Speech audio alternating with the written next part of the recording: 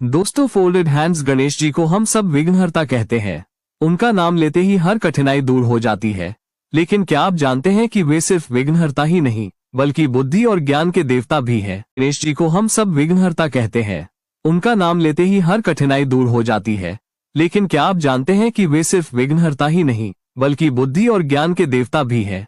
लेकिन क्या आप जानते हैं कि वे सिर्फ विघ्नहर्ता ही नहीं बल्कि बुद्धि और ज्ञान के देवता भी हैं। आज हम आपको सुनाएंगे एक ऐसी दिव्य कथा जहां गणेश जी ने अपनी बुद्धि से न केवल अपने भाई कार्तिकेय को पीछे छोड़ दिया बल्कि पूरे देवताओं को ये सिखाया कि सच्ची भक्ति और ज्ञान कहाँ बसता है। एक बार कैलाश पर्वत पर सभी देवता एकत्र हुए। वहां एक चर्चा चली, देवताओं में सबसे महान और पूजनीय कौन है। शिव जी और पार्वती जी मुस्कुराए। उनके सामने उनके दोनों पुत्र बैठे थे, कार्तिकेय और गणेश। दोनों ही शक्तिशाली और प्रिय थे। तभी नारद मुनि बोले, नारद जी, देवों, इस प्रश्न का उत्तर पाने का एक उपाय है। एक प्रतियोगिता करवाई जाए। जो भी पहले पूरे ब्रह्मांड की परिक्रमा करके लौट आएगा वही होगा सबसे महान। सभी ने ये प्रस्ताव स्वीकार किया। प्रतियोगिता शुरू होते ही कार्तिकेय अपने भव्य मोर मयूर वाहन पर सवार हो गए। उन्होंने हाथ जोड़कर माता पिता से आशीर्वाद लिया और कहा, मैं अवश्य इस प्रतियोगिता को जीतकर दिखाऊंगा। उनका मोर आकाश में उड़ चला। पहाड़, नदियां, सागर, वन, मरुस्थल, संपूर्ण धरती, फिर चंद्रमा, सूर्यलोक और अन्य लोकों की ओर उन्होंने यात्रा शुरू की। उनकी गति तेज थी और उनका मन उत्साह से भरा हुआ। वहीं दूसरी ओर गणेश जी शांत भाव से बैठे रहे। उनका छोटा सा वाहन था, मूषक, चूहा। सभी देवता उन्हें देखकर सोचने लगे, गणेश जी कैसे ब्रह्मांड की परिक्रमा करेंगे। मूषक पर तो इतनी लंबी यात्रा असंभव है। लेकिन गणेश जी के चेहरे पर आत्मविश्वास और मुस्कान थी। वे सोचने लगे, संसार की यात्रा में वर्ष लग सकते हैं, परंतु सच्चा ज्ञान यही है कि माता पिता ही मेरे लिए संपूर्ण ब्रह्मांड है।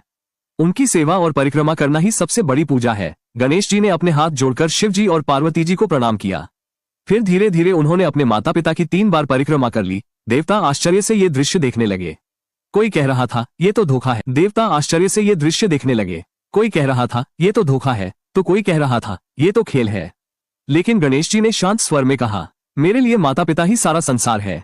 जो उनके चरणों में समर्पित है उसने संपूर्ण ब्रह्मांड को ही पा लिया। लंबी यात्रा के बाद थके हारे कार्तिकेय वापस लौटे।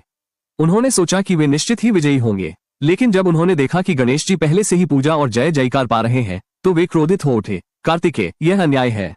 मैंने पूरी दुनिया की परिक्रमा की। कार्तिकेय, यह अन्याय है। मैंने पूरी दुनिया की परिक्रमा की जबकि गणेश तो यहाँ बैठे रहे। फिर ये कैसे विजयी हुए। गणेश जी ने नम्रता से कहा, भैया, आपने संसार की परिक्रमा की लेकिन मैंने अपने माता पिता की परिक्रमा की, क्योंकि उनके बिना संसार का कोई अस्तित्व ही नहीं। वे ही मेरे लिए सृष्टि है, वे ही ब्रह्मांड है। कार्तिकेय ये सुनकर चुप हो गए। सभी देवता गणेश जी की बुद्धि और भक्ति देखकर भाव विभोर हो उठे। भगवान शिव और माता पार्वती ने गले लगाकर गणेश जी को आशीर्वाद दिया। उन्होंने घोषणा की, आज से गणेश ही होंगे आदिपूज्य देवता। हर शुभ कार्य की शुरुआत उनके नाम से होगी। वे ही होंगे बुद्धि, ज्ञान और सफलता के देवता। देवताओं ने पुष्पवृष्टि की। आकाश में गूंज उठा, गणपति बाप्पा मोरया, मंगल मूर्ति मोरया। दोस्तों, फोल्डेड हैंड्स इस कथा से हमें ये शिक्षा मिलती है कि दुनिया घूमने से, दूर दूर तक दौड़ने से सच्चा ज्ञान और सच्ची पूजा नहीं मिलती। सच्चा ज्ञान तो माता पिता के चरणों में है। उनकी सेवा ही सबसे बड़ा धर्म है और यही हमें गणपति बाप्पा सिखाते हैं। 1 गणपति बाप्पा मोरया। 1